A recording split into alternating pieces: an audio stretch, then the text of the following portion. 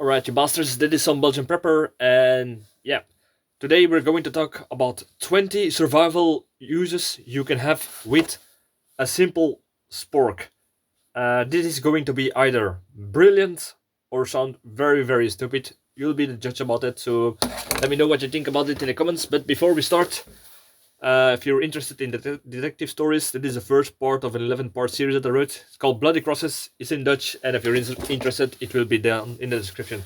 So yeah, spork. I used to be always be a little bit skeptical about sporks because yeah, I thought it was just a gimmick, a gadget, but that is not really needed. But today I got a spork in hands, and I thought to myself, what can I do with this if I would do this? And the more if I think about it, the more things I could think about it to do and to use as a multifunctional survival tool. I came up with 20 things that you can do with this. To be honest, I'm looking for something in this kind of model, but made out of metal. And for the reasons that I'm going to tell you, because if this is made out of metal, I can do all of the 20 things that I said that would be useful, can be used in certain survival situations. So, all right, let's start it.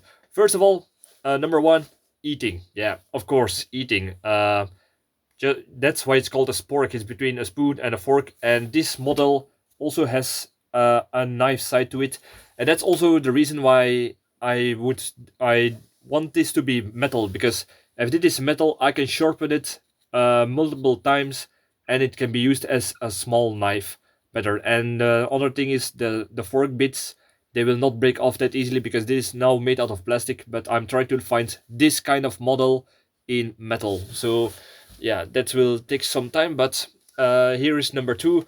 Number two that I could think of about is a spalk. Imagine if you've broken a finger, and you cannot you can it's you cannot it's not healthy to move it. So what you can do is, because this is actually ideal, because this form could fit around your finger in a way, and then you can tape it around, so you make the finger that is broken or twisted immobile, and that way yeah, it could be, you could reach, you can not make more damage while you are trying to find professional medical help. Second thing is, turn number three is, I know this might sound stupid, but as an eye patch. Why would you need an eye patch? Imagine if you're walking through the forest during a bug out or hiking, and suddenly you get a thorn in your eye, or you get wounded, a cut in your eye, or something else that might get infected. It's an open wound in your around or in your eye. So what can you do? You can take this side of the spork, put it around it, and wind it around your head, so there is room that is not touching the wound around or in the eye, but yet it is protecting it from against particles that might help infect it, like like dust, smoke, perhaps falling leaves, or some other things that might get in the air and start to infect it. So that way, you can protect your eye, like you see with some of those kids who have the little patch around their eye, and that way it's you use, of course, this side of the spork for that. So that's another thing you can do. Number four, tent pitch. Imagine if you're setting up a shelter, but we all have been there. You did not brought enough tent pitches with you to for the rope to put into the ground, so you can just take this. That's why I also like about this. This is kind of pointy, so you can just take your rope, the loop, and you stick it in the ground. And you take it out when you're breaking off the shelter again. But I know you have to clean the spork again. But yeah, in a pitch, a pitch, by the way, you can use it that way to save some space, or in case you forgot to bring enough 10 pitches. Another thing is maple syrup tap. If you have maple syrups around you and you want to tap it, you can start to make a hole inside of the tree with your survival knife. And that is also the reason why I like it, because as you can see, there is a certain gull, or how do you say this, trench, You know what I mean? This part that you can put inside of the hole that you make in the tree sap, the maple syrup will start to leak out and will go from this to the spoon inside of the spork, and that way perhaps you can put a container beneath it and it will guide the stream of maple syrup out of it after you made a hole inside of the maple tree. So that's another thing that you can do with it. The same thing, this is number 5, can be done for water collection. If you have something like a side piece on a tarp or something else where water can get out of it, you can make a knot around here.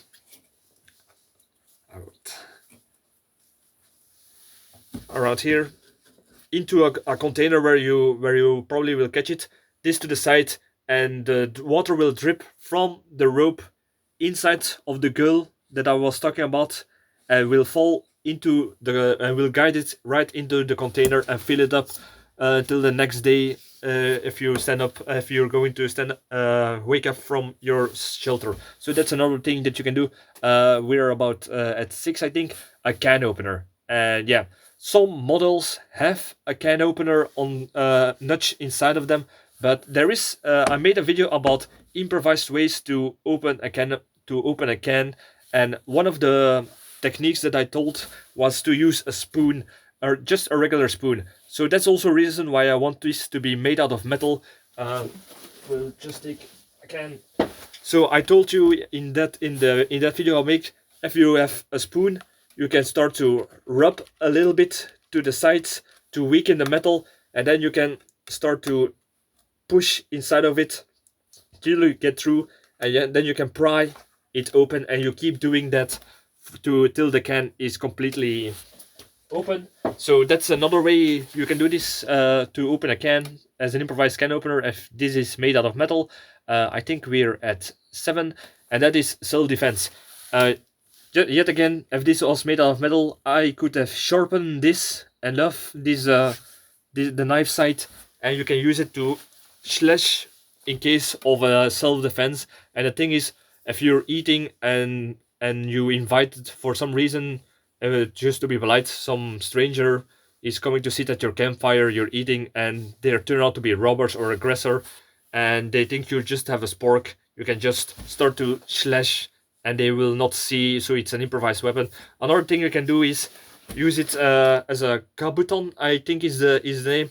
You take this part and you can try to hit them at a sensitive spot in the throat, the temple of the head, or just in the around the eyes or in the eyes, and that way, or if somebody is trying to grab you, you can just like in Krav Maga, you can just start to use it to pry onto the, not really the nerves, but yeah, you know what I mean, the parts that control the fingers, and that will make it harder or will be pain enough to let go. So yeah, it could be used as a improvised self-defense weapon. I think we're at 9, but we will stop counting because trust me, it will be 20, but I lost count. Another thing is a bottle opener. Yet again, you can cut a notch inside of it, or you can just use it to, open a bottle with the sides. So yeah, it's not really survival, but it's just another thing that you can save from your survival tools or knives, or some other specialized tools that you could use. Next one is a fire starter. Actually, there are several ways. Yet again, if this was made out of metal, some sporks are made out of titanium, and that could be less useful before the thing that I had in mind. But if you have a fire starter, like a sparker, you can have a sharpener edge, and you can start to make sparks and make a fire like that. But be careful, because you have to clean it, because you do not want to eat magnesium that you used to start a fire. So that's like I said, you could use it for it, but it does not mean that it is the best way to do it. But it's an improvised way. Another way to use it as a fire starter, if you have Kindle or Tondel, you can put it on top of the forks or in the spoon part of it, and you can use it to collect the Tondel and the Kindle all towards perhaps a fire that you have prepared, like I said, like a heap of wood. You start to at a drier place that is more out of the wind. You use the spoon a bit with the Kindle, start a fire with the sparker, and you can bring it towards the wood, put it beneath it, and just let it inside of the wood, and that way you can help to make it a fire starter. Because sometimes you make a construction of wood, but you cannot really get into a good position to make it start a fire. So that's why you can use the spoon to put the smoldering or the burning kindle into the campfire that you are planning to make. Next one is a signal mirror. Yet again, if this is made out of metal, I would polish the shit out of this part, because if this is, yeah, you can already see that it's reflecting the lamp. So even with the plastic, but imagine if it's metal, you can use it as a signal mirror just to, yeah, to draw attention from rescue groups if it's shiny enough. Or if you really polish it, you can use it to inspect wounds. So imagine if you have a wound on your back, and you want to see how bad it is, or want to try to treat it, but you have to look at it. Yeah, it's very hard to do that. So you can use the reflection of the polished area of the spork to inspect the wound or help to treat it better that way, that you will not miss or misjudge the nature or the severity of the wound. So yeah, that's a medical and also life-saving kind of yeah, two-in-one survival use. So perhaps it's actually 21 if you look at it, but nonetheless. Next one is yeah, you can save tape and nylon wire and paracord by just using one of those this hole, put it around. You can use it as a more as a grip then, but be careful that the paracord or the tape does not get wet when you start to drink soup out of it.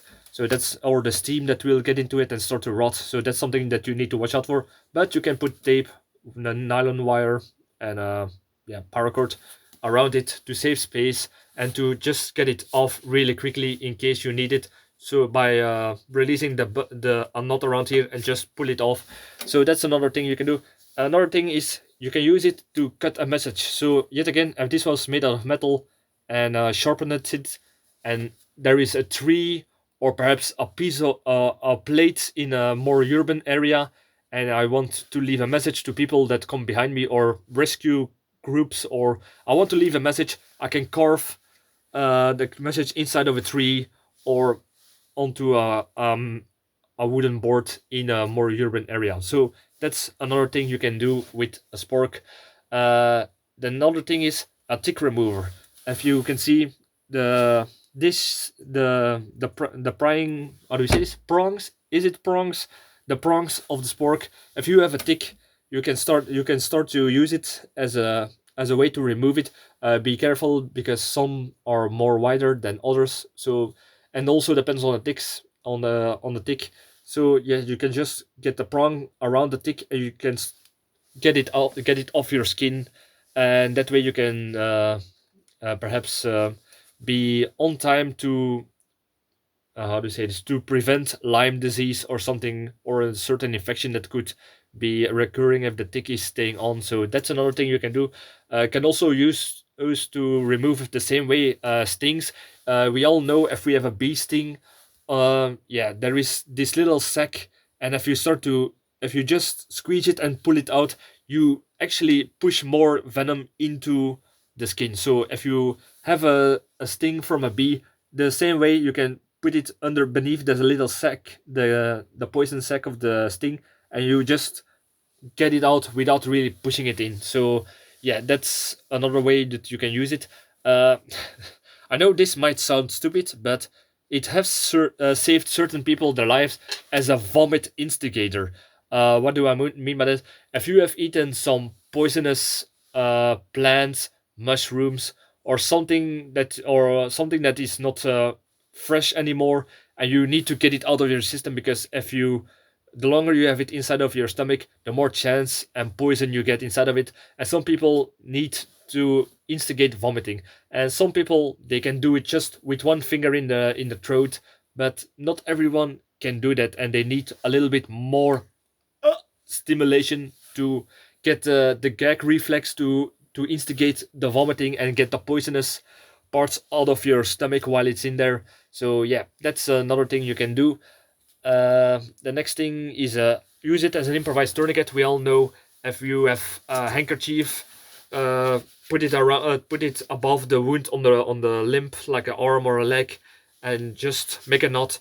Put this between the knot, and that's also why I want this to be made out of metal, because then it would be more sturdier to put between the knot and start to twist it till the blood flow towards the severe wound is blocked or cut off in a way. So yeah, I would not recommend this as the first thing to do at severe bleeding, but if you need to make an improvised tourniquet, this can be used for it actually. Next thing is breaking windows. If you need to escape from a building and you only have this in your bag bag, you can just use it to escape from a window from a building or from a car, and just start to opening the window, and yeah, without really hurting your hands by bashing it or with your elbow. But yeah, this could be used that way. And you can start, if there is some small pieces of glass still left on the side, you can just scrape the little piece of glass away, so you can jump out of the window without the risk by cutting yourself or your leg and having some severely bleeding that you don't need a tourniquet. The another thing is as a measuring unit. If I would have this made in metal, I could just make some notches or some scratches and use it as a measuring unit to use it on a map. If I have a map and I want to see how many centimeters is this and calculate the whole thing, I can just use this to put it on and measure the distances and try to convert the centimeters to the kilometers and other units of distance. So yeah, if you can improvise it as much as you want actually, but I would recommend if you're going to get a spork, let it be made out of metal, because that's the mistake I make with this, because half of the 21 things that I said I cannot even do with it because it's made out of plastic. But yeah, like I said, it's a good multi-tool when you think about it. And this is actually a good lesson for preppers, and that is the most important survival tool of the prepper is the mind, the imagination, that you can do more with less. If you only have this, what you must ask yourself, what can I do with this? Will this help me survive in those situations? What I can use it for, even though it's not intended for that intended for that use. The improvisation, talent, and fantasy to turn mundane objects into survival tools. That's the most important things for preppers, and that is something that I want to let you know with this little thinking exercise about something very mundane and stupid like a spork. So if you have any other survival uses for a spork, please let me know it in the comments. I'm always eager to learn. Subscribe, like, all that good stuff, and thank you for watching. Almost 19 minutes, holy crap. And that's just for a spork. Just keep on running. Well, bye, cheers.